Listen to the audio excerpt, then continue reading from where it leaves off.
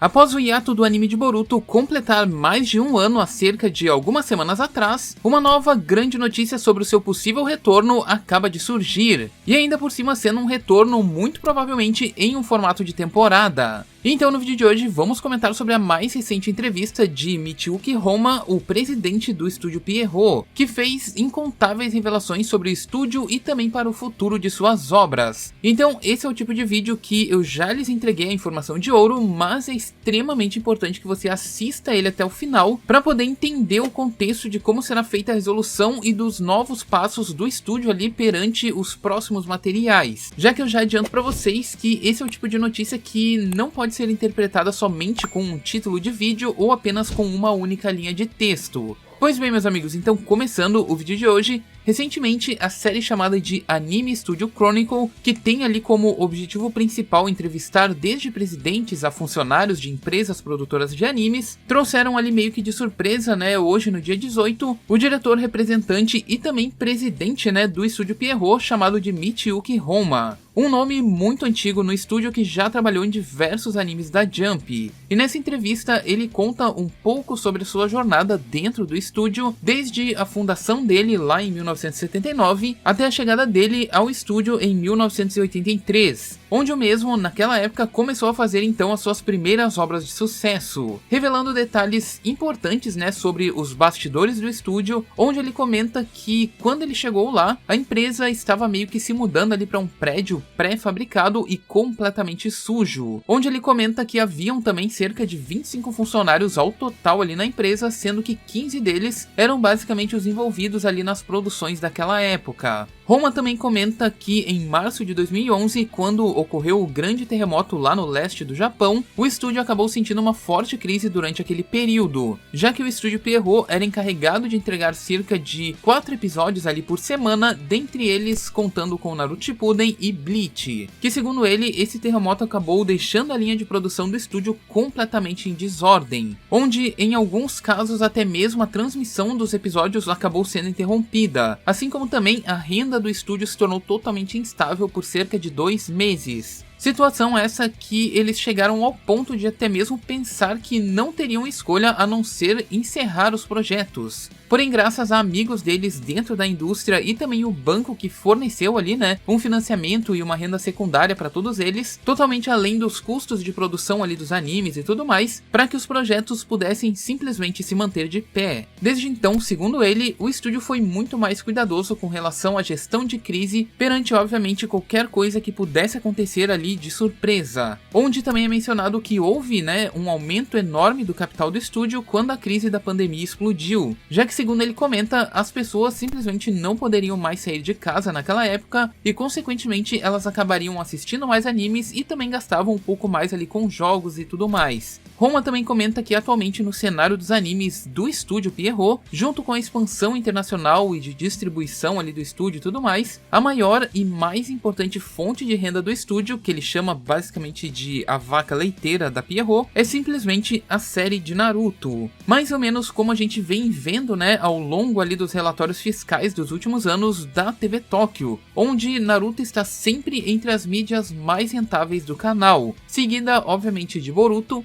Bleach, Pokémon e Yu-Gi-Oh! O presidente do estúdio também comenta que cerca de 30% de todas as vendas da Pierrot vem do exterior, mas que particularmente ele acha impressionante o fato de que somando as duas fases de Naruto, né, Naruto clássico e Shippuden, assim como também a série de Boruto atualmente, elas somam mais de 1000 episódios. E que para uma série desse tamanho, ele revela que a estrutura de receita será completamente diferente das outras, pois esse tipo de anime é muito duradouro e acaba demandando ali muita verba e muito tempo em cima dele. Mas que mesmo com tudo isso, ele acaba comentando ali que ele é muito grato de ter a oportunidade de trabalhar com séries desse tipo. No entanto, segundo ele comenta que é muito difícil almejar que um trabalho assim possa ser popular no exterior atualmente, ao se tornar simplesmente uma série de longo prazo, que segundo ele, isso seria como mirar em um alvo muito grande e se você fizer um anime apenas com isso em mente, isso pode acabar ficando muito chato, já que nesse tipo de obra, muitas coisas precisam ser alteradas ali quando esse tipo de obra vai para o exterior, como por exemplo, violência ser obrigatoriamente menor, personagens deixando, por exemplo, de fumar, beber ou coisas assim. As produções também acabam evitando ali algumas expressões sensuais e afins, coisas do tipo, né, que simplesmente não se encaixam aqui no ocidente, principalmente quando eles miram em um grande público. Isso se torna muito difícil, né, para as pessoas do exterior criarem algum interesse em assistir um anime que restringe as expressões que elas sentem. E como nota de exemplo sobre o que ele disse, isso aqui é uma opinião minha que eu vou comentar aqui por cima, é mais ou menos como acontece no caso de Boruto, pegando ali por exemplo a situação do Amado, né, ali no mangá e no anime. Basicamente o cigarro dele é trocado por café. Também temos o baixo nível de violência e também algumas censuras ali pequenas e afins, como a exclusão de cigarro, ou talvez até mesmo quando vai ter alguma coisa um pouco mais sensual, ela acaba simplesmente sendo meio que diminuída, por assim dizer, né. Segundo Roman também ele comenta ali sobre as projeções para o futuro do estúdio. Ele comenta que as vendas mais que dobraram nos últimos 10 anos em que ele se tornou presidente. Ele também revela que com a mudança da presidência do estúdio, a política de gestão também acabou mudando significativamente, já que ao assumir o cargo, ele revela ter ali, né, no passado, um forte sentimento em relação ao dinheiro. Ele revela que não é legal, mas o que ele mais pensava antigamente era simplesmente em ganhar dinheiro, pois a indústria da animação sempre foi muito pobre. Lembrando inclusive do que a gente comentou agora no comecinho aqui dessa entrevista, que quando ele chegou no estúdio, ele era um estúdio pequeno, ali estava se mudando e tal, e simplesmente era muito pobre e sujo o local onde eles iam trabalhar.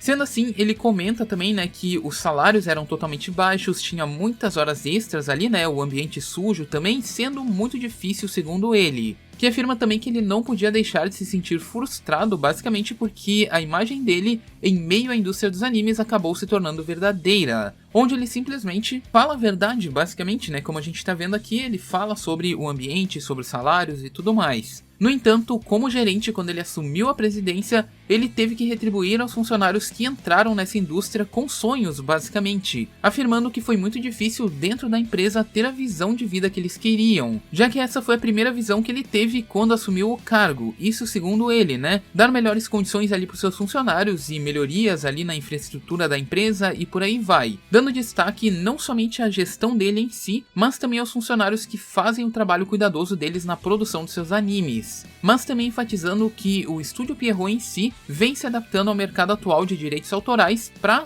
dar um licenciamento ali de suas produções via streaming, vendendo licenças para action figures, cartões e afins, coisas do tipo que geram lucros para a empresa no final do dia. E quanto aos próximos desafios do Estúdio Pierrot, o diretor diz que ele simplesmente não quer perder, e que a partir de agora ele está em um novo desafio para criar animes, basicamente, afirmando que o estúdio não somente mudou em termos de produção de 2010 para cá, quando naquela época ele afirma que em meio a lançamentos ali grandes, né, como Naruto e Bleach da época, eles também foram capazes de produzir animes como a série de Tokyo Ghoul e também Osomatsu-san, em uma linha de produção totalmente separada da linha principal que eles estavam produzindo as séries longas. Roma também afirma que por trás da sensação, né, de que o estúdio basicamente está em crise, ele afirma que ele aprendeu uma lição extremamente importante com o enorme sucesso de Demon Slayer, que segundo ele, Demon Slayer foi um grande ponto de virada para a indústria dos animes, sendo um trabalho de altíssima qualidade que levou muito tempo e um grande orçamento para ser produzido. E quando o anime foi ao ar, ele simplesmente explodiu e foi um grande sucesso, atraindo ali um público de todas as idades. Ele afirma também ter assistido o Demon Slayer ali após o anúncio oficial, e ele sentiu que realmente ele tinha que mudar a maneira como ele criava as coisas dentro do próprio estúdio dele, trazendo assim obras de qualidade em uma escala similar. E segundo Roma, ele comenta ali, né, depois de comentar isso aqui sobre Demon Slayer, ele acha que é definitivamente maravilhoso os trabalhos, né, de longa data ali, como o estúdio Pierrot fez até hoje, prolongando ali seus animes, né, transformando ali em episódios longos, mesmo com fillers e extensões ali dos animes, conteúdos originais e tudo mais, dando aquela sobrevida, né, na obra ali para ela não morrer tão cedo e simplesmente prolongar a vida útil dos materiais. Ele afirma que ele realmente gosta muito desse formato de produção, porém tudo isso traz ao mesmo tempo grandes custos de orçamento e também um tempo ali de funcionamento, mais mão de obra e tudo mais, revelando que esse tipo de produção, esse tipo de funcionamento, né, esse tipo de produção de conteúdo simplesmente traz um risco muito grande grande para dentro do estúdio. Então, vendo isso, né, vendo a situação da empresa aí nos últimos anos e tudo mais, mesmo vendendo muito bem e lucrando bastante, ele acabou se perguntando ali como que ele poderia competir com trabalhos atuais, né, utilizando desses novos métodos, já que segundo ele, continuar naquele formato antigo poderia inclusive acabar com o estúdio de dentro para fora, onde ele revela que também ele realmente não quer perder, ele quer fazer o Estúdio Pierrot ser o estúdio número 1 do Japão, e com isso em mente ele vem trabalhando arduamente com todo o estúdio ali, né, focado no anime de Bleach em sua mais nova temporada, que segundo ele foi extremamente bem sucedida nos anos de 2022 e também 2023, com uma animação de altíssima qualidade e uma boa aceitação do público, o deixando muito positivo em relação ao método atual de produção do estúdio e acima de tudo deixando ainda mais confiante para os seus trabalhos futuros que o estúdio fará. Já que segundo ele, em eventos no exterior, né, ele é basicamente tratado como um herói, afirmando também que todos os funcionários do estúdio mudaram ali a sua mentalidade e levaram então a sério essa tomada de decisão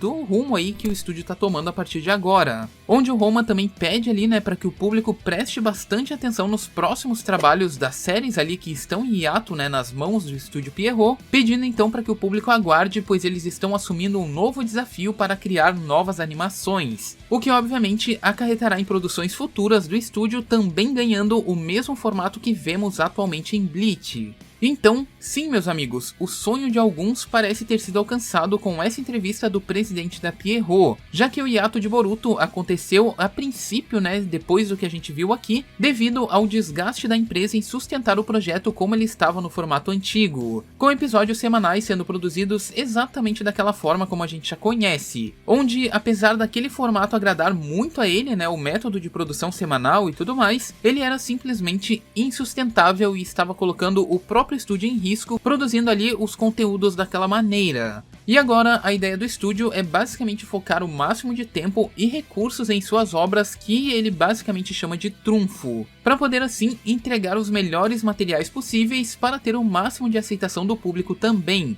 Então, sim, aparentemente quando as produções da Pierrot estiverem encerrando mais adiante, como a conclusão ali de Bleach, por exemplo, significa que talvez o anime de Boruto, mas não somente Boruto, como também Black Clover, que estão ali em hiato, né, atualmente, poderão voltar no formato de temporada e com uma qualidade visual muito maior e mais competitiva com outros animes que estão saindo atualmente, também no formato de temporada. Sendo essa uma excelente notícia para quem é fã do anime de Boruto, onde particularmente eu gostei muito da sinceridade do presidente, respondendo e colocando ali em ordem, né, todas as dúvidas que a gente tinha sobre a produção do estúdio em si. Mas e você, o que acha? Borutinho realmente quando voltar, volta no formato de temporada? E se for, realmente vai ficar melhor ou pior? Já que talvez não tenhamos mais aqueles arcos originais que o anime trazia e completava o conteúdo do mangá e coisa do tipo. Enfim, eu não sei o que vocês acham, preferem aí uma temporada com uma animação melhor e um conteúdo mais raso, né, por assim dizer, sendo adaptado direto do anime, como foi ali mais ou menos o arco do Koji?